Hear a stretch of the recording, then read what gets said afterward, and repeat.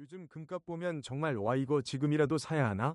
이런 생각 다들 한 번쯤 해보셨을 거예요. 맞죠? 그래서 오늘은 바로 그 질문 금 투자 지금이 맞을까?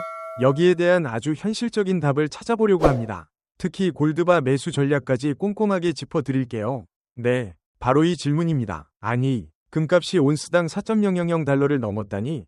이 소식 들으면 마음이 조급해질 수밖에 없잖아요. 이게 과연 기회일까요? 아니면 너무 올라서 오히려 위험한 뭐랄까 상투를 잡는 건 아닐까요? 자, 보세요. 바로 이 숫자입니다. 온스당 4.1달러. 이게 2025년 11월 초에 딱 찍힌 가격인데 지금 시장이 이 숫자 하나 때문에 들썩이고 있는 거예요.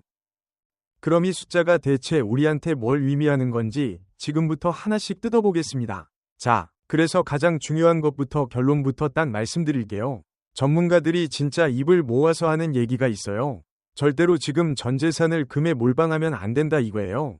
핵심은 뭐다? 바로 분할 매수. 그러니까 나눠서 사는 거죠. 왜 이렇게까지 강조하는지 그 이유를 지금부터 펼쳐보죠. 우선 아니 금값이 도대체 왜 이렇게까지 오른 건지 그 배경부터 알아야겠죠. 자, 지금 시장을 움직이는 힘들을 보면요. 크게 두 가지가 부딪히고 있어요.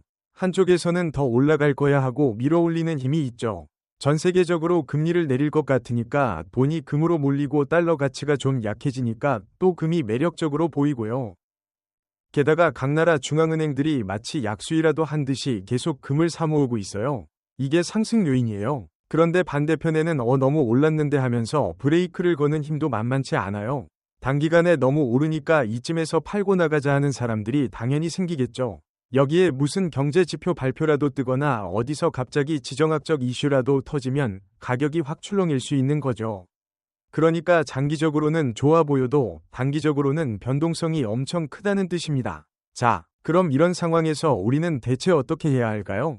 정답은 의외로 간단한 데 있습니다. 바로 나는 어떤 투자자인가 이걸 먼저 아는 거예요. 내가 단타로 치고 빠질 건지 아니면 길게 보고 내 자산을 지키는 방패로 쓸 건지 여기에 따라서 전략이 180도 달라집니다. 만약 여러분이 단기 트레이딩, 그러니까 짧게 수익을 보고 나오는 스타일이라면요. 지금은 솔직히 좀 지켜보는 게 현명할 수 있어요. 아니면 정말 소액으로만 맛보기 정도만 하는 거죠. 여기서 제일 중요한 건 기계가 되는 거예요. 딱 정해두는 겁니다. 마이너스 3% 빠지면 무조건 판다. 플러스 5% 오르면 무조건 판다. 이런 식으로 자신만의 원칙을 세우고 감정은 그냥 빼놓고 칼같이 지키는 거죠. 그런데 나는 그런 트레이딩은 복잡해서 싫고 그냥 길게 보고 내 자산을 안전하게 지키고 싶다 하시는 분들. 이분들은 전략이 완전히 달라요. 금을 대박을 노리는 공격수가 아니라 내 포트폴리오를 지켜주는 든든한 보험으로 생각하셔야 돼요. 전체 자산의 한 3%에서 10% 정도만요. 꾸준히 조금씩 분할해서 사모으는 거죠. 그리고 이런 분들께는 사실 실물 골드바보다는 KRX 금시장이나 금 ETF를 도해요. 왜냐하면 주식처럼 사고 팔기 편하고 세금 문제나 현금으로 바꾸는 유동성 측면에서 훨씬 유리하거든요. 그래도 나는 ETF 이런 거 말고 내 손에 진짜 번쩍이는 금을 주고 싶다. 이런 로망이 있는 분들 분명히 계시죠? 자, 실물 골드바를 사실 분들은요. 가장 먼저 그래서 내 주머니에서 총 얼마가 나가는가? 이 총 취득 비용을 따져보셔야 합니다. 그리고 정말 중요한 거이 슬라이드 핵심인데요. 금 사기 전에 제발 최소 3개월에서 6개월치 생활비는 비상금으로 따로 빼두셔야 합니다. 이게 무조건 1순위예요. 이거 절대 잊으시면 안 됩니다. 자, 좋습니다. 비상금도 마련했고 이제 진짜 실물 골드바를 사기로 마음먹었다면 그냥 가서 사면 안 되겠죠? 똑똑하게 사는 실전 체크리스트 지금부터 하나씩 짚어보겠습니다. 여기서 가장 먼저 깨야 할 환상이 하나 있습니다. 뭐냐면 우리가 뉴스에서 보는 그 국제금 시세 있죠? 그 가격에 금을 살 수 있을 거라고 생각하면 절대 안 됩니다. 그건 그냥 기준 가격일 뿐이고 실제로는 여기에 여러 가지 비용이 덕지덕지 붙게 되거든요. 자, 이 표를 보시면 그 구도가 딱 보입니다. 일단 국제금 시세가 기본이고요. 여기에 프리미엄이라는 게 붙어요. 이게 뭐냐면 판매하는 곳의 수수료 또 브랜드값 같은 거죠. 그리고 여기서 끝이 아니에요. 실물로 딱 받는 순간 부가가치세 VAT 10%가 턱하고 붙습니다. 그러니까 결국 우리가 내는 최종 가격은 뉴스에서 본 가격보다 훨씬 비싸질 수밖에 없는 구조인 거죠. 이 그래프를 보시면 그 차이가 확 와닿으실 겁니다. 보세요. 10g짜리 골드바 하나를 살 때 이론적인 금값 자체는 187만 원 정도인데 우리가 실제로 가게에서 지불해야 하는 돈은 얼마다?